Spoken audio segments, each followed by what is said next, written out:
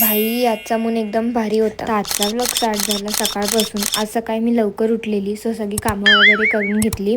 उठल्यावर आधी कामं करून घेणं इज कंपल्सरी. त्याच्यानंतर मग मी दुपारी जेवता जेवता मृदुल शर्माचे व्लॉग्स वगैरे बघत होती. त्याच्यानंतर पॉडकास्ट पण बघितला.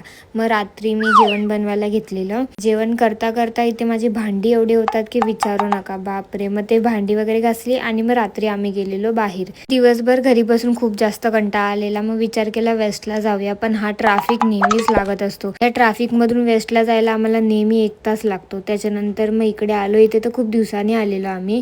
त्याच्यानंतर चाय ठिक्यावर गेलो, तिकडे चाय वगैरे पियालो आणि मग विचार केला सिद्धिविनायकच्या मंदिरात जाऊया, कारण आज ट्यूजडे होता. तर विचार केला जाऊनच येऊया. आणि मंदिरात गेल्यानंतर मला खरंच खूप बरं वाटलं, कारण आजचा माझा दिवस एवढा काय खास गेला नव्हता.